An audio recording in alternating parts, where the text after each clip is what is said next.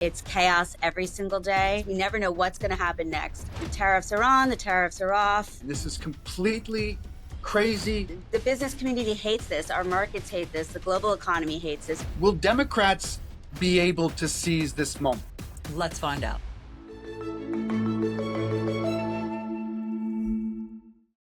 Hey, everybody, and welcome to Sanity. Dave Briggs, Allison Camerata. I have to apologize. I try to give people a dose of sanity. I try to be moderate and find the middle ground on issues. That's my core. Today is no time for that. It's not. This is asinine. This is completely crazy, stupid. It makes no sense whatsoever, the trade war we are in the midst of with the entire globe. Now, the markets have rallied, and everyone is probably saying, see, he won because Donald Trump called a 90-day pause on tariffs, except on China, who he raised to 125%, which I would say made sense in the very beginning. If you want to take on China, take them on just one-on-one and let the rest of the world come along with us.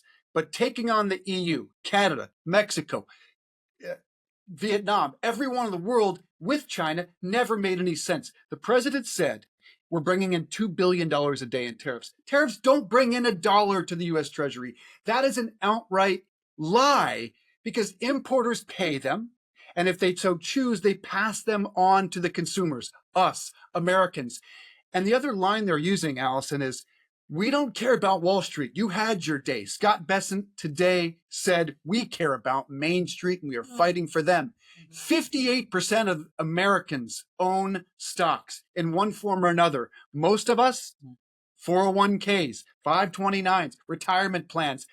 Main Street is getting crushed by this stupid, nonsensical trade war. I have a couple of thoughts. First of all, I didn't know that 529s were as at risk. I mean, I should have, but I didn't know that until you pointed that out to me.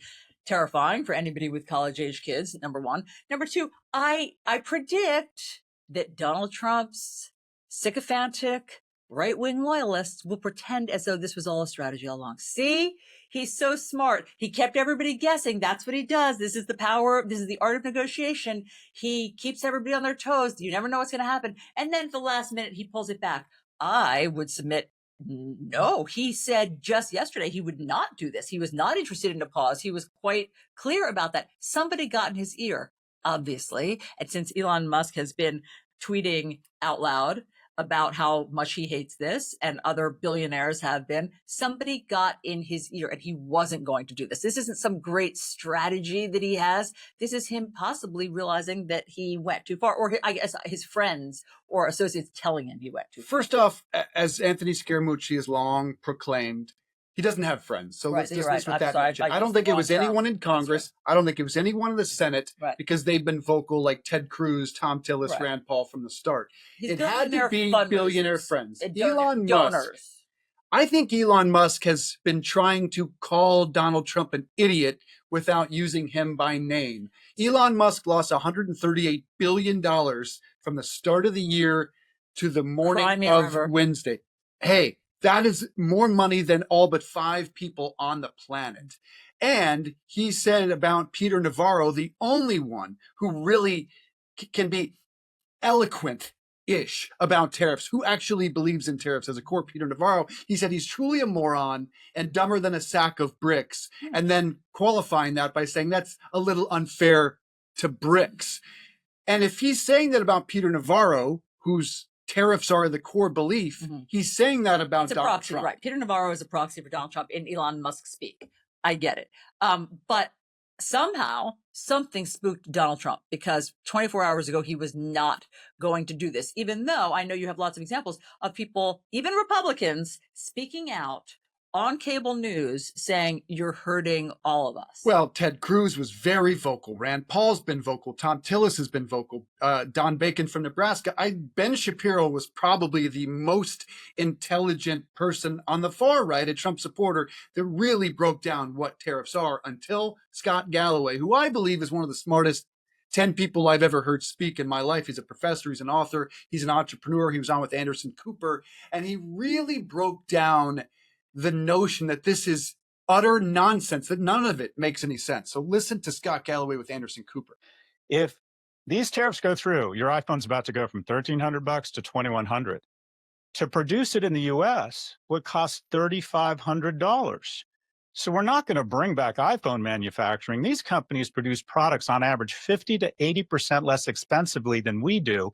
And we reinvest that prosperity in higher value add products. We import energy from Canada, we refine it, we add value to it, and we sell it at 3 times the price. So the notion that all these great jobs are going to come flowing back to the US is nonsense. America doesn't want these low-paying manufacturing jobs. The basis of trade is that you do a great job of producing something for a lot less money than we do. We do another great job of producing things at a lower cost than you can. It tends to be our products are high value add, very high margin. NVIDIA chips have 50, 60 points of profit margin. Mercedes operates at 8% profit margin. So for every dollar we make, we effectively get a maximum exponential shampoo effect or echo effect of much greater value.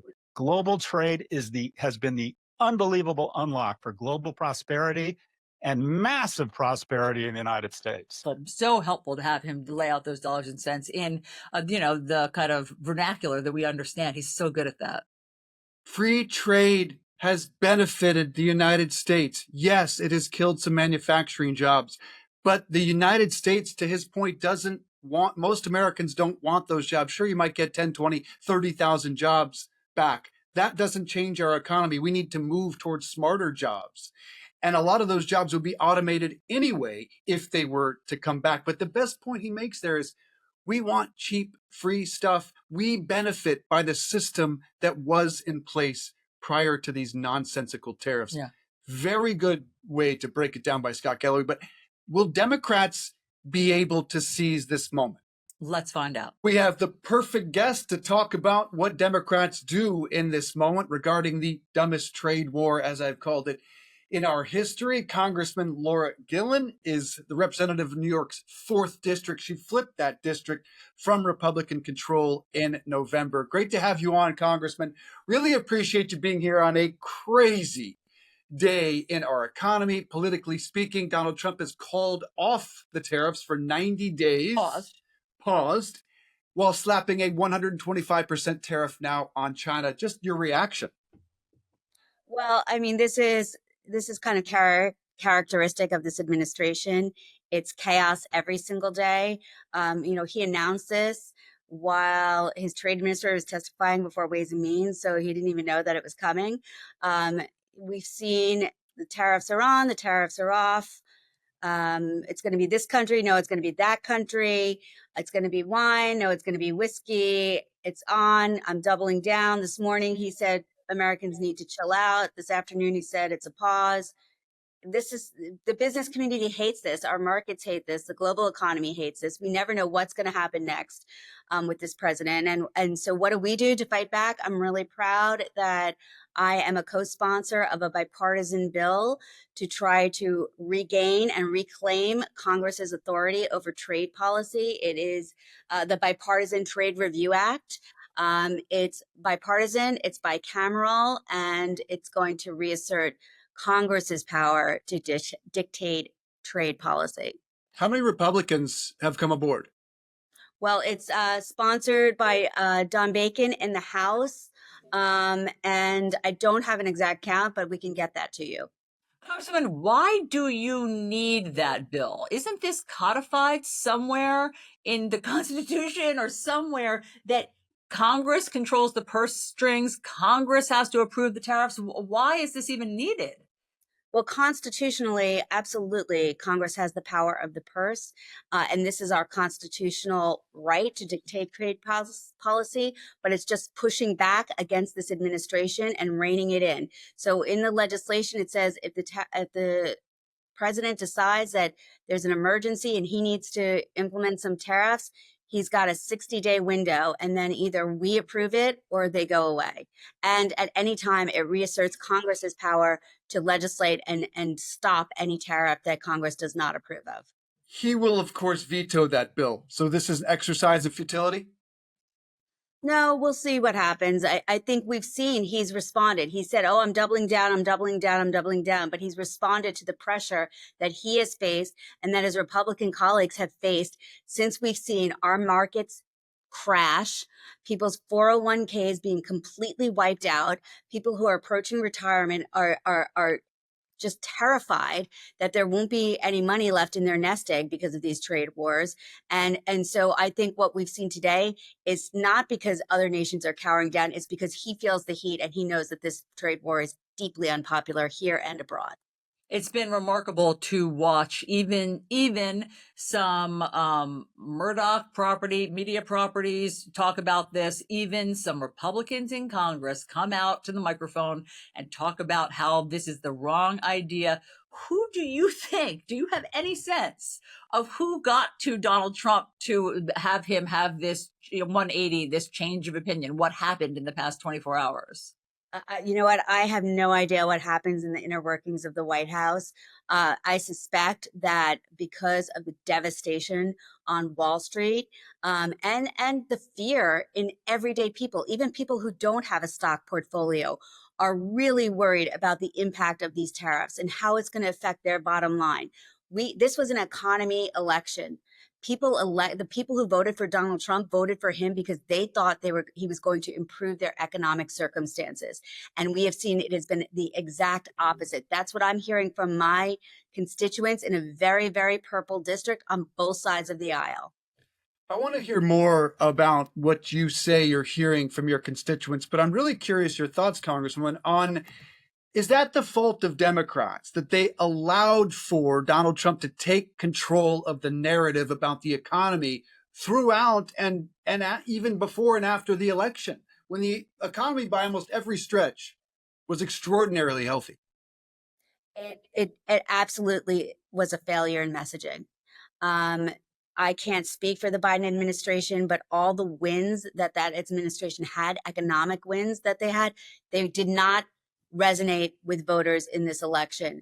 There was an absolute failure of messaging on the part of the Democratic Party, and a huge success on the side of the Republican Party to say, oh, don't look over here, and make the election try to characterize the Democratic Party in a way that was inaccurate. They did a very successful job there. Our party writ large across the nation did not have as effective messaging. And your candidate, Kamala Harris, I never heard her talk about a healthy economy. I never heard her talk about inflation in a way that makes it make sense to the American people. I never heard her talk about the fact that we actually produce more energy than any country in the world, and that U.S. energy production was at an all-time high under the Biden administration. Was that a failure on her behalf to communicate to the American people? Well, I think it was a failure on the part of her campaign and on all her media experts that were helping her with her campaign, because I know I talked about that in my campaign. I was very much focused on talking to the voters in my district, meeting them where they are, talking about the issues that they cared about, not the issues that the party was talking about the issues that my constituents cared about. And I'll tell you what, the number one issue in my district was the border. So we ran an ad that went through most of the campaign cycle, and it was my ad about the border. We were going to change lanes and do a different ad for the close of the campaign, but that ad was so effective in communicating with my voters, letting them know that I heard them, I understood their concerns, and that I was going to go to Congress to work with anyone in any party to make sure that these concerns were addressed in the House. And so given that, Congressman, if that was the number one, the most animating issue, and I heard that all over the country as well, what are your constituents saying now? I mean, I know you said it was an economic election, but I think that immigration was obviously a huge issue. Are they happy generally and they just don't understand these tariffs? Are they freaking out about the tariffs? I mean, since you're in a purple district, what are the Trump voters telling you now? I think they're very upset about this trade war. As I said, with the markets crashing, with 401ks being wiped out. This weekend, I heard from many constituents of different socioeconomic classes complaining about what this is doing to their personal finances. And with respect to the border, yes, people still care about this. They still want a secure border. They want to see gang members deported. And in fact, 79 or 89% of Democrats want to see undocumented people who are here and committing felonies deported. However, what we have again is this chaotic approach where they say they're targeting convicted felons or people who are committing crimes, but yet we hear stories about people being picked up at bus stops. That father who from Maryland who's mistakenly deported, and now they're saying, "Whoops, too bad, sorry, we're not getting you back." That's causing real fear in our communities. People who are law-abiding citizens or people who are law-abiding undocumented persons or people who came here under TPS. I have a large Haitian population in my district, and these are people who came here under TPS. And to send them back to Haiti is basically handing them a death sentence. I brought forward legislation to extend the TPS protection for Haitian Americans who came here lawfully, who were vetted before they came here. I did a press conference, and one of the speakers said that they had just heard from relatives in Haiti that a gang came through and forced a mother to watch her baby be set on fire by a gang. I mean, the violence there is horrific, unspeakable. We need to help these people. Not only are they here trying to seek a better life and escape horrific violence, these are people who are here and they're coming and they're helping our communities. They're taking care of our elderly parents. They're working in hospitals and healthcare facilities. We need to embrace these people and not send them back there. What animates the party, the Democratic Party, largely speaking, is being in staunch opposition of Donald Trump. We've seen these rallies pop up across the country, several thousand of them. But that in itself is not a long-term strategy. David Axelrod just told us Democrats cannot stand for opposing Trump. No one seems to be listening to David Axelrod, even though he was the architect of the Obama campaign. Do you see a problem still as we move forward towards the midterms and towards 2028 that you have to stand for something else beyond opposing Donald Trump? 100%. We can't be the anti-Trump party. We have to be a party that stands for lifting people up, to make sure that people can afford to pay their mortgage, can afford to find housing, can afford to have health care, aren't choosing between eating and paying for their prescriptions, where students have the opportunity to get higher education and to live successful lives and raise a family. That's what everybody wants. It doesn't matter what race you are, what party you are, what ethnicity, what religion. That's the American dream. That's what we all want. There's so much more that unites us than divides us. That's why, for me, I'm very focused on trying to tune out some of the noise, pushing back against this administration where it's appropriate, but also every day trying to find common ground with my Republican colleagues, talk about things that we can work on together. I have a bill that I introduced just this week on youth suicide prevention. This cuts across across every race, every party, every ethnicity. We have a mental health crisis in this country. We are seeing more and more young people take their own lives. This needs to stop. And so this is something where I think we can come together and agree this is something that we should both sides should be in support of. I have an IVF bill. The president came out and said he supports IVF. So I'm hoping I have some Republican colleagues on board on that bill. I'm hoping maybe we can get that through. I'm on the Transportation and Infrastructure Committee. Everybody needs safe roads, good bridges, clean water.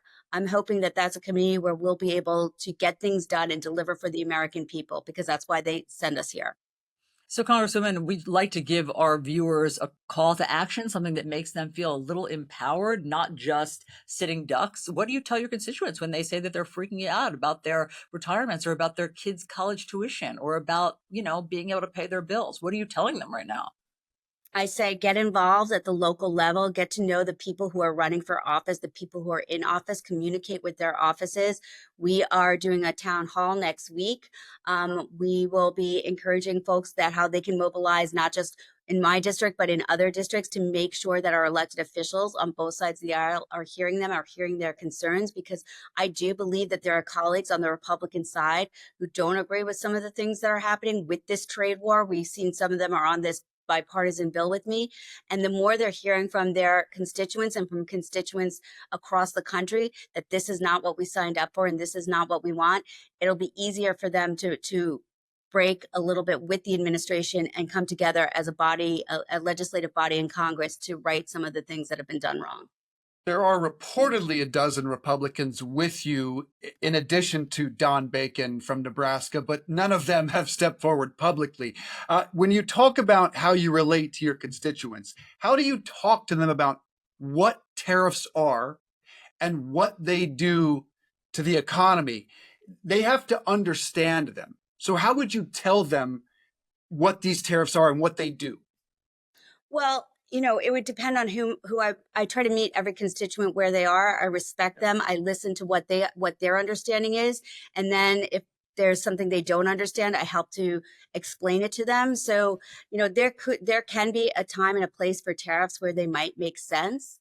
But this global tariff policy where we're treating our trade partners as enemies is just not helpful to global trade going forward.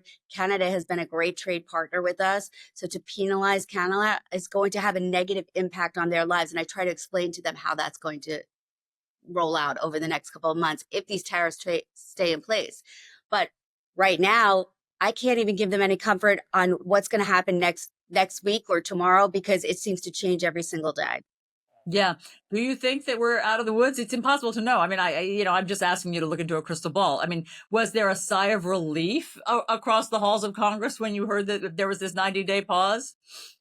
I think people are just waiting and see. It's a wait and see approach because we don't know if it's going to change, as I said, tomorrow or the next day. I'm sure some of my Republican colleagues who are having town halls are probably pretty happy that they can at least report this pause because they've been hearing a lot of negative feedback about these policies. Yeah, I think it's just important to tell your constituents these are a tax increase on the American people. Those are the words of Ted Cruz, Ben Shapiro, not me.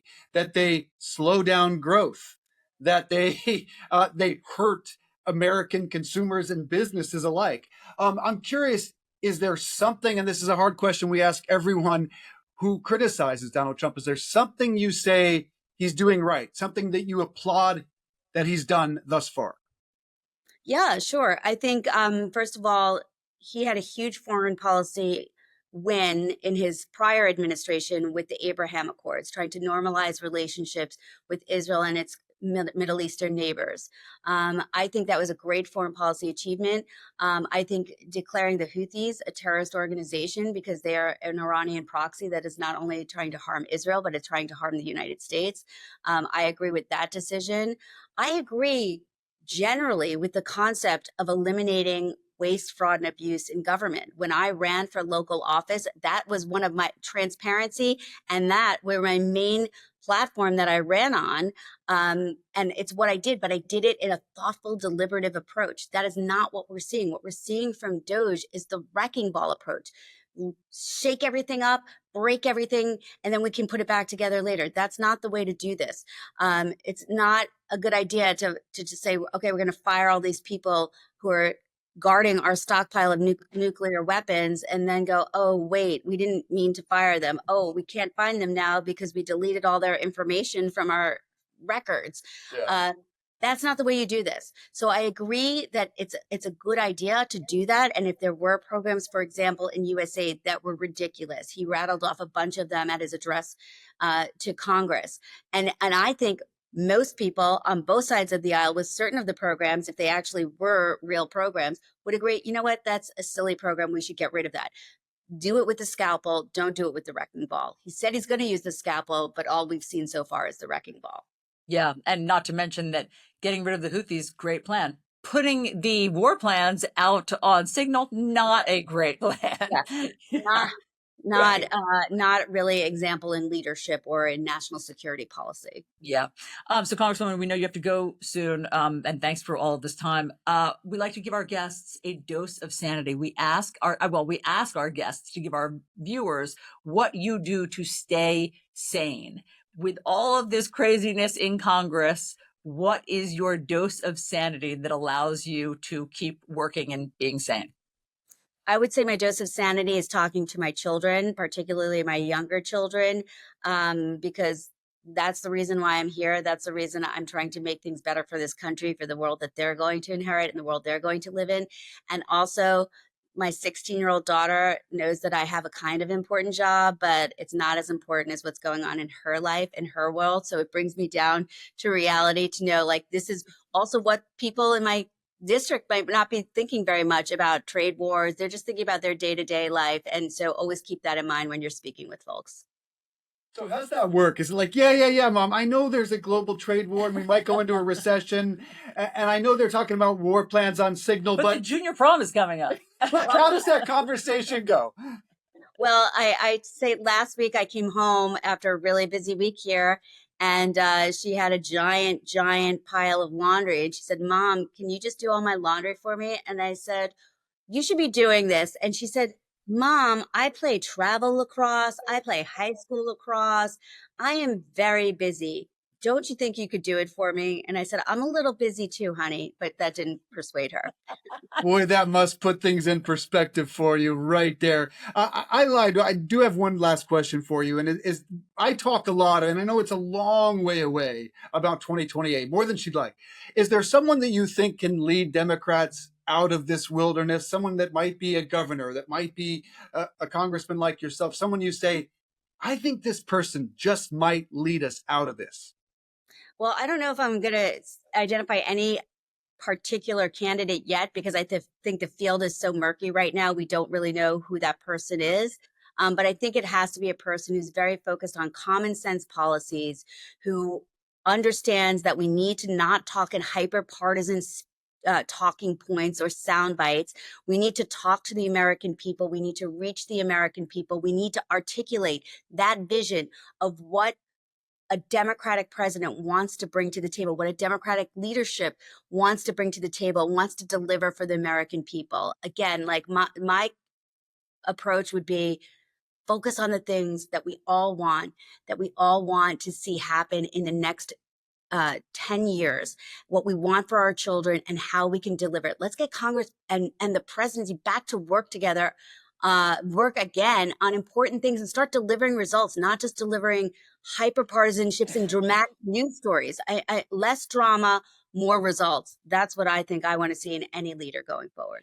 And that's why the biggest red wave happened in New York and New Jersey. And that's why Congressman Laura Gillen flipped that narrative. It's amazing. That is the biggest really red wave happened in your backyard. Yeah. So kudos to you flipping that seat in a very challenging environment. Yeah, Thank thanks you. so much, Congresswoman. We really appreciate you being on here. Thanks for sharing all of your wisdom and what you're seeing, et cetera. We'd love to talk again. It's been great speaking with you. I look forward to it.